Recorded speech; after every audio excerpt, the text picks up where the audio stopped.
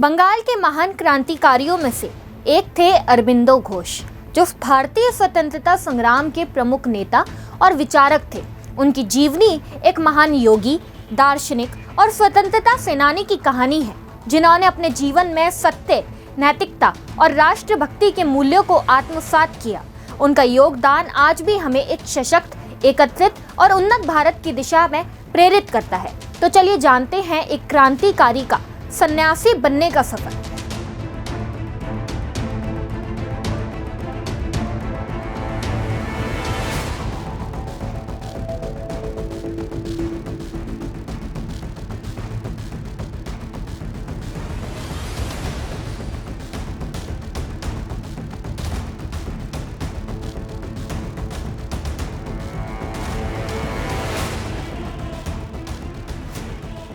नमस्कार, मैं हिमांशी राजपूत और आप देख रहे हैं सुदर्शन इतिहास।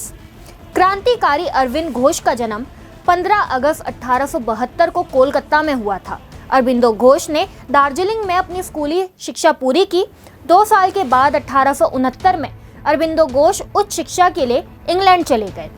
लंदन के सेंट पॉल से उन्होंने अपनी पढ़ाई पूरी की। उसके बाद उन्होंने पिता की इच्छा अनुसार कैम्ब्रिज यूनिवर्सिटी में प्रवेश ले लिया। इस दौरान उन्होंने ICS के लिए तैयारियां करना शुरू की और सिविल सेवा परीक्षा उत्तीर्ण की। हालांकि उन्होंने घुड़सवारी की परीक्षा देने से इनकार कर दिया और इसी कारण वो सिविल सेवा में नहीं आ सके। भारत लौटने के बाद अरबिंदो घोष ने कल्याणी आश्रम की स्थापना की, जहां वे शिक्षा, साहित्य और आध्यात्मिकता के माध्यम से विद्यार्थियों को प्रेरित करने का कार्य करते रहे। 1902 में अहमदाबाद के कांग्रेस सत्र में अरबिंदो की मुलाकात बाल गंगाधर तिलक से हुई। उनके अद्भुत और क्रांतिकारी व्यक्तित्व से प्रभावित होकर अरबिंदो ने भारतीय स्वतंत्रता संघर्ष से जुड़ने की ठान ली।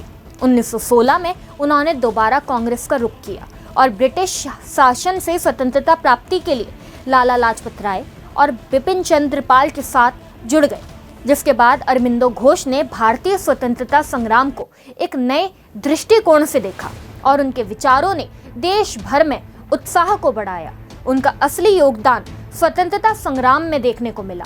उन्होंने विदेशों में रहकर भारतीय राष्ट्रीयता के प्रति अपने प्रबल समर्थन के लिए अपने विचारों को व्यक्त किया। कई लेख लिखे और कई कविताएं भी लिखी। साल 1906 में बंग भंग आंदोलन के दौरान महर्षि ने बड़ौदा से कलकत्ता की तरफ अपने कदम बढ़ा दिए और इसी दौरान उन्होंने अपनी नौकरी से त्यागपत्र दे दिया। उन्होंने वंदे मातरम के गाने को राष्ट्रगान के रूप में प्रस्तुत करने का सुझाव दिया और इसे स्वतंत्रता सेनानियों के लिए एक उत्तेजना स्रोत बनाया। स्वतंत्रता संग्राम के समय अरबिंदो घोष अपनी शक्तिशाली भाषा और संवेदनशील भावना के लिए काफी प्रसिद्ध थे। उन्होंने आनंद मठ और योगदान जैसी पत्रिकाओं के माध्यम से लोगों को समर्थन दिया। उन्होंने ब्रिटिश सरकार के अन्याय के खिलाफ अपनी आवाज बुलंद की और जोरदार आलोचना की। ब्रिटिश सरकार के खिलाफ लिखने पर उन पर मुकदमा दर्ज किया गया। इसके बाद 1905 में हुए बंगाल विभाजन के बाद हुई क्रांतिकारी आंदोलन से उनका नाम जोड़ा गया और 1908 में उन पर अलीपुर बम कांड मामले में राजद्रोह का मुकदमा चलाया गया। मुकदमा चलने के बाद उन्हें अलीपुर जेल भेज दिया गया। यहाँ से उनका जीवन पूरी तरह बदल गया और वो यहाँ साधना और तप करने लगे। उनके विचारशील दृष्टिकोण ने धर्म और राष्ट्र के बीच संबंध को मजबूत किया। स्वतंत्रता संग्राम के बाद अरबिंदो घोष ने अपने आध्यात्मिक दृष्टिकोण के लिए भी प्रसिद्धि प्राप्त की और उन्होंने आश्रम, विचार और योग के माध्यम से लोगों को मार्गदर्शन दिया। अरविंद घोष का दृष्टिकोण धार्मिकता और राष्ट्रवाद की ओर था। उन्होंने धर्म महात्माएं के माध्यम से धर्म और राष्ट्र के बीच संबंध को महत्वपूर्ण बनाया। उनका ये विचारशील दृष्टिकोण आज भी लोगों को प्रेरित करता है। वहीं जब वे जेल से बाहर आए तो आंदोलन से नहीं जुड़े और 1910 में पड्डुचेरी चले गए और यहाँ उन्होंने योग द्वारा सिद्धि प्राप्त की। यहाँ उन्होंने अरविंद आश्रम ऑरोविल की स्थापना की थी। महर्षि अरविंद एक महान योगी और दार्शनिक थे। उन्होंने योग साधना पर कई मौलिक ग्रंथ लिखे। उनके लिखे लेखों ने लोगों को स्वराज, विदेशी सामानों के बहिष्कार और स्वतंत्रता पाने के तरीके तक सुझाए हैं। पडुचेरी में 1950 में 5 दिसंबर को उनका निधन हो गया।